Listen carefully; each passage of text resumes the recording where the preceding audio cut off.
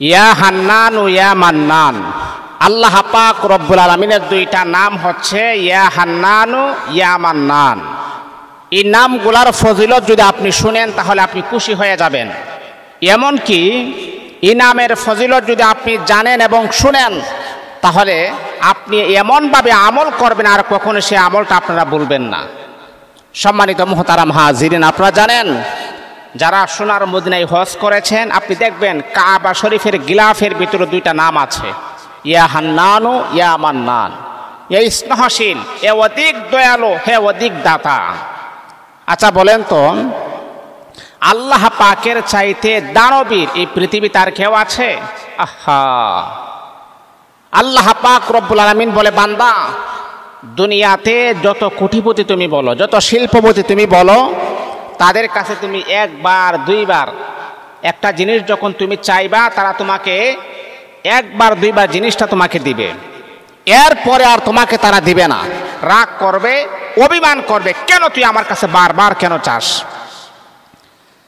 কিন্তু আল্লাহ পাক রব্বুল আলামিন বলে, বান্দা দুনিয়ার ভিতরে তুমি তাকিয়ে দেখো, যত বড় শিল্পপতি হোক না কেন, যত বড় টাকা পয়সার মালিক হোক না কেন, ওই মানুষটার কাছে তুমি যখন বারবার চাইবা যে ভাই আমাকে কিছু দান করেন, আমাকে কিছু আপনি সহযোগিতা করেন, ওই মানুষটার কাছে বারবার চাওয়ার পর ওই মানুষটা রাগ করবে, অভিমান করবে।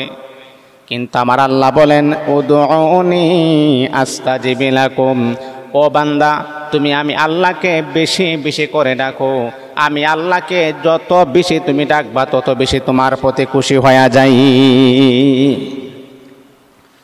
দুনিয়ার মানুষকে তুমি বেশি ডাকলে বেজার হয়, দুনিয়ার মানুষকে তুমি বেশি যখন স্মরণ করবা তখন কিন্তু রাগ করে, অভিমান করে, এই এত ডাকস কেন, আর সহ্য হয় না, তুমি আমাকে এইভাবে ডাকো কেন, তুমি আমাকে এইভাবে স্মরণ করে কেন। দুনিয়ার মানুষ রাগ করে, অভিমান করে, কিন্তু আল্লাহ পাক রব্বুল আলামিন কুরআনুল কারীমের ভিতরে আমার আল্লাহ বড় সুন্দর করে বলেন, ও বান্দা তুমি জানো নি দুনিয়ার মানুষের মতো তবিয়ত কিন্তু আমি আল্লাহর নয়, আমি আল্লাহ। ফাযকুরুনি আযকুরুকুম। ও বান্দা তুমি যখন 10 জন মানুষের সামনে আমি আল্লাহকে স্মরণ করবা, আমি আল্লাহ 10,000 মানুষের সামনে তোমার সম্পর্কে আলোচনা করব। আমাকে ডাকো, আমাকে যত বেশি ডাকবা আমি আল্লাহ তোমার সম্মান মর্যাদা আমি আল্লাহ বৃদ্ধি করে দিব। আল্লাহু আকবার, আল্লাহু আকবার। তাহলে ইয়া হান্নান ইয়া মান্নান এই নামটা যদি কাবা শরীফের গিলাফের মাঝে থাকে তাহলে আপনি বলেন তো এই নামের পাওয়ারটা কেমন, এই নামটা কত বড় গুরুত্বপূর্ণ নাম। আল্লাহ পাকের 99টা নাম আছে। আল্লাহ কুরআনুল কারীমের ভিতরে আমার আল্লাহ আমাদেরকে এই সুন্দর নামগুলা ডাকার জন্য আমাদেরকে আহ্বান করতেছেন। আল্লাহ বলেন, ওয়ালিল্লাহিল আসমাউল হুসনা ফাদউহু বিহা। এই আমার বান্দা, এই আমার বান্দী, আমি আল্লাহ পাক রব্বুল আলামিনের সুন্দর সুন্দর নাম রয়েছে, যেই নাম ধরে তুমি ডাক দিবা সেই নামে কিন্তু আমি আল্লাহ পাক রব্বুল আলামিন তোমার ডাকে সাড়া দিব। বান্দারে, ও বান্দা তোমার যেই নামে ইচ্ছা তুমি সেই নামে তুমি ডাকো। কিন্তু আল্লাহ তাআলার বান্দা ইয়া হান্নানু ইয়া মান্নান এই দুইটা নাম পরে যখন আপনি আল্লাহ পাকের কাছে যা কিছু আপনি চাইবেন, আমার আল্লাহ আপনার মনের অনাকাঙ্ক্ষিত আশাও কবুল করে নিবেন। আপনি যখন মোনাজাত করবেন, মোনাজাতের ভিতরে বলবেন ইয়া হান্নানু ইয়া মান্নান, ইয়া হান্নানু ইয়া মান্নান। মোনাজাতের ভিতরে এই নামগুলা যখন আপনি পড়বেন, হে রব্বুল আলামিন স্নেহশীল দয়াশীল ইয়া আল্লাহ তুমি ছাড়া আর কেউ নাই, তুমি ছাড়া আর কোনো উপাস্য নাই। রব্বুল আলামিন তোমার মতো দয়া, তোমার মতো মায়া, তোমার মতো মোহাব্বত, তোমার মতো ভালোবাসা আর কেউ আমাকে দিবে না। আল্লাহ তুমি আমার মনের আশা কবুল করে নাও। আল্লাহ তুমি আমার মনের অনাকাঙ্ক্ষিত আশাকে কবুল করে নাও। মুসলমান বন্ধুরে, দুনিয়ার মানুষ আপনার মনের খবর জানে না, একজন কিন্তু জানেন, তিনি হচ্ছেন আমার আপনার রব, আমার আপনার আল্লাহ। ইন্নাল্লাহা আলিমুম বিযাতিস সুদূর। মনের খবর একজন জানেন, তিনি হচ্ছেন আমার রব, আমার আল্লাহ, আমার মালিক। যিনি আমার মনের খবর জানেন, যিনি আমার অন্তরের অন্তঃস্থলের খবর জানেন, তাহলে ওই ব্যক্তির কাছে আমার মনের কথাগুলো ব্যক্ত করতে হবে। আল্লাহ বলে, বান্দা, একটা ঘর যেখানে কোনো মানুষ নাই, কোনো সাক্ষী নাই, কোনো প্রমাণ নাই, কোনো ডকুমেন্ট নাই, কোনো দলিল নাই, একটা নারীকে এমন একটা ঘরে তুমি প্রবেশ করিয়েছ, এই নারীর সাথে তুমি এখন জিনা করবা। তুমি ভাবতেছো কেউ নাই, কিন্তু আমি আল্লাহ তো কোরআনে বলেছি, আল্লাহু মাআকুম আইনামা কুনতুম। তুমি যেখানেই থাকো না কেন, আমি আল্লাহ কিন্তু তোমার সাথে আছি। তাহলে বোঝা গেল, আপনি যদি ইঁদুরের গাথার ভিতরে থাকেন, গর্তের ভিতরে থাকেন, পিপিলিকার গর্তের ভিতরে থাকেন, আল্লাহ পাক কিন্তু আপনার সাথে আছে। আল্লাহ পাক রব্বুল আলামিন বলেন, আল্লাহু বিমা তা'মালুনা বাসীর। এই আমার বান্দা, আমি আল্লাহ কিন্তু তোমাকে স্বচক্ষে আমি আল্লাহ দেখতে আছি।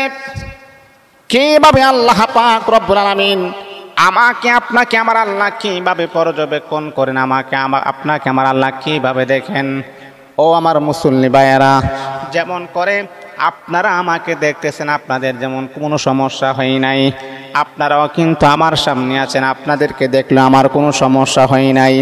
আমি যেমন করে আপনাদেরকে দেখতেছি স্পর্শ আকারে, আল্লাহ বলেন, ওয়াল্লাহু বিমা তা'মালুনা বাসীর। ও বান্দা, এর চাইতে স্বচক্ষে তোমাদের চাইতো আমি আল্লাহ আরো নিখুঁতভাবে তোমাকে দেখতে পারি। বান্দা, তুমি মনে করতেছো কেউ দেখে নাই, কেউ দেখে নাই, তুমি মনে করতেছো না, এটা তোমার ভুল ধারণা। এই যে হাতিম তাই, ওনার কাছে একজন মানুষ 5 থেকে নিয়ে 10 দিরহাম চেয়েছেন। উনি বলেছেন, তাকে তুমি 500 দিরহাম দিয়া দাও। আচ্ছা বলেন, 5 দিরহাম চেয়েছেন, বলেছেন 500 দিরহাম দিয়া দাও। মানুষ যদি এত দয়ালু হতে পারে, আর যে আল্লাহ মানুষকে সৃষ্টি করেছেন, যে আল্লাহ ইয়া হান্নান ইয়া মান্নান, সেই আল্লাহর কি পরিমাণ দয়া হতে পারে? আপনি যখন আল্লাহ পাকের কাছে যখন চাইবেন, আল্লাহ পাক এমন এমন জায়গা থেকে আমার আল্লাহ আপনার রিজিকের ব্যবস্থা করে দিবেন, এমন এমন জায়গা থেকে আমার আল্লাহ আপনার জন্য রিজিক বরাদ্দ করে দিবেন। এটা হচ্ছে আপনার কল্পনার বাহিরে, আপনার ধারণার বাহিরে, যে আপনি মনে মনে চিন্তা করবেন এই জায়গা থেকে কিভাবে আল্লাহ পাক আমার রিজিকের ফায়সালা কিভাবে করলো। এটা আপনার ধারণার বাহিরে, এটা আপনার কল্পনার বাহিরে, এই জায়গা থেকে আল্লাহ পাক কিভাবে আমার রিজিক এনে দিল। কিন্তু যেটা আপনার কল্পনার বাহিরে, যেটা আপনার কাছে অত্যন্ত কঠিন, সেটা আমার আল্লাহ পাকের কাছে অত্যন্ত সহজ। আল্লাহ বলে, বান্দা, তুমি যদি আমার কাছে চাওয়ার মতো চাইতে পারো, আমি আল্লাহ অবশ্যই অবশ্যই তোমাকে দান করব। এবং না, চোখের পানি ছেড়ে দিয়া আমি আল্লাহ পাক রব্বুল আলামিনের কাছে চাও। আর কোন সময় চাইলে আল্লাহ পাক রব্বুল আলামিন সব চাইতে বেশি খুশি হন তুমি জানেনই। ও বান্দা, দুনিয়ার মানুষ যখন ঘুমিয়ে যায়, আপনি যখন ফজরের নামাজের আগ মুহূর্তে শেষ রাত্রে 3টার সময় যখন আপনি ঘুম থেকে জাগ্রত হবেন, ওই সময় আপনি 2 রাকাত অথবা 4 রাকাত নামাজ পড়ে আল্লাহ পাক রব্বুল আলামিনের কাছে দোয়া করবেন আর বলবেন, ইয়া হান্নানু ইয়া মান্নান। ওই সময় সবাই ঘুমিয়ে থাকে, কেউ সজাগ থাকে না, পশু পাখি পিপিলিকা সব ঘুমিয়ে থাকে। যেখানে মানুষ তো আছে ঘুমিয়ে থাকে, ওই সময় আল্লাহ পাক প্রথম আসমানে চলে আসেন। প্রথম আসমানে চলে আসার পরে বান্দার মাথার মাঝে হাত বুলিয়ে দে, বলে, বান্দা, তোর কি সমস্যা? এ বান্দা, তোর কি হাজত, তোর কি প্রয়োজন? আমি আল্লাহ পাক রব্বুল আলামিনের কাছে ব্যক্ত করো, আমি আল্লাহ তোমাকে দেওয়ার জন্য প্রথম আসমানে আমি আল্লাহ চলে আসছি। আল্লাহু আকবার। তাহলে সবচেয়ে দামি সময় হলো ফজরের নামাজের আগ মুহূর্তে। ওই সময় 2 রাকাত অথবা 4 রাকাত তাহাজ্জুদের নামাজ পড়ার পরে আল্লাহ পাক রব্বুল আলামিনের কাছে দোয়া করবেন, চোখের পানি ছেড়ে দিয়ে রোনাজারি করবেন আর বলবেন, মালিক আমার সন্তানকে বিদেশের জমিনে পাঠাইছে, আল্লাহ বড় সমস্যার ভিতরে আছে, আল্লাহ তুমি সমাধান করিয়া দাও। রব্বে কারীম, আয় আল্লাহ মেয়েটা বিবাহের উপযুক্ত, মেয়েটাকে বিবাহ দিতে পারতেছি না, আল্লাহ তুমি সমস্যা সমাধান করিয়া দাও। আল্লাহ পাক রব্বুল আলামিনের কাছে বলবেন, রব্বুল আলামিন আয় আল্লাহ আমার স্বামী আমার কথা শুনে না, বিদেশের জমিনে আছে, আমাকে নিয়ে সংসার করবে না, আল্লাহ তুমি আমার স্বামীর অন্তরের ভিতরে আমার মুহাব্বত আর আমার ভালোবাসা তুমি জাহির করে দাও।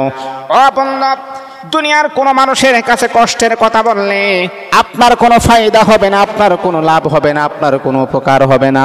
যার কাছে বললে আপনার উপকার হবে ওই ব্যক্তির কাছে আমরা কখনো বলার চেষ্টা করি না। যার কাছে বললে আমি সমস্যা থেকে সমাধান পাবো, সমস্যা থেকে মুক্তি পাবো, সেই রবের কাছে আমরা ব্যক্ত না করে দুনিয়ার মানুষের কাছে ব্যক্ত করার জন্য আমরা পাগল হয়ে যাই, আমরা ব্যস্ত হয়ে যাই না। এই তাহাজ্জুদের নামাজ 2 রাকাত অথবা 4 রাকাত নামাজ পড়ার পরে আল্লাহ পাকের কাছে আপনি আপনার মনের কথাগুলা ব্যক্ত করেন, কষ্টগুলা জাহির করেন, আল্লাহ পাক আপনার সমস্যা থেকে সমাধান করে দিবেন ইনশাআল্লাহ। তাহলে আমি আপনাদেরকে বলবো আল্লাহ পাকের 2টা নাম ইয়া হান্নানু ইয়া মান্নান, এই নামগুলা পড়বেন, দেখবেন আপনার মনের আশা কবুল হবে, আপনার মনের অনাকাঙ্ক্ষিত আশা কবুল হবে, আপনার দোয়াও অতি দ্রুত কবুল করবেন। আল্লাহ পাক আমাদের সকলকে বোঝার আমল